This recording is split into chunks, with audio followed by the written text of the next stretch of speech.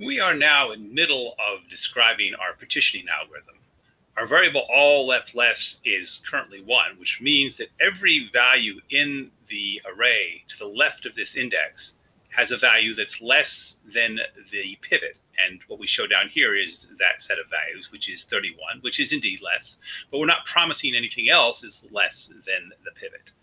The leftmost unexamined element is also located at index number 1, and that means this value here, 41, has not yet been examined. Well, that's going to change because the while loop is going to iterate up, and it's going to, so just to clarify what happened, we had this if statement that on the first element compared to the pivot, and then swapped elements, and then incremented both leftmost unexamined and alt left less. Because our if statement has an else, this code we know does not get executed. Whenever this code does get executed, we know this code does not. So that concludes concludes the while loop. So we iterate back up and check again whether leftmost unexamined is less than ages.length.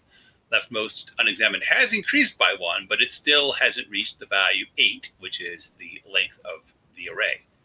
So at this point, we're going to be comparing 41 to 50, and that is indeed less than 50, so we'll get a true here. And once again, we're going to swap the elements at the indices indicated by the carets. Well, those indices are the same, which means that we're still kind of getting started, and the 41 swaps with itself, which doesn't change any values yet, which is fine because we're wanting to put everything less than 50 on the left-hand side, and the first leftmost two elements of the input array are less than 50.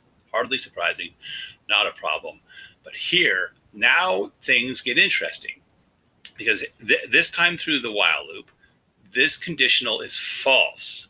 The value of ages at the leftmost examined position is 59, and that is not less than the pivot, which is 50, which means we do not execute the body of the if statement. We execute the body of the else statement. And all that does is increment leftmost unexamined by 1. So this goes from here over to here. Notice nothing gets swapped. At this point, this 59 is sort of bad. I'm not sure bad is the right word, but this 59 is not necessarily where it belongs. If there's any elements less than 50 to the right of it, it's going to need to move. And so we do not shift the value of all left less any further until this 59 gets replaced. But that's exactly what happens here. When we hit this 26, we compare, okay, I'm going to put a false here for the comparison. And on the next iteration, we have a true, and that true means that we're going to be swapping the element at this caret with the element at this caret, which means we'll put a 26 here, and we'll have a 59 over here. And after having done the swap, we increment both leftmost unexamined and all left less. Now this value is greater, and therefore it's not, we don't do anything other than increment leftmost unexamined. So the value in the mod remains 53, but we increment leftmost unexamined. Look at this 58.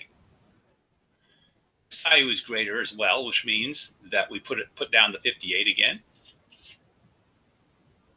In fact, as we iterate through the entire set of code, the entire array, we're going to hit a 58, a 97, and a 98. The exact same things are going to happen. Each one of these values is going to be ignored, and we're simply going to be incrementing the leftmost unexamined all the way through. And the final values here will match the values here of 58, 97, and 98. And we see that in the final output over on the right in the black in the console. So that is the description of the partitioning algorithm. And just as a reminder of what it's doing, we choose a particular value, 50, and we want it to be the case that when we're done, everything on the right-hand side is greater than or equal to 50, and everything on the left-hand side of our partition of our array is less than 50. And we have satisfied that requirement with this while loop right here. As a fun homework assignment, you might consider writing the same thing using a for loop instead of a while loop.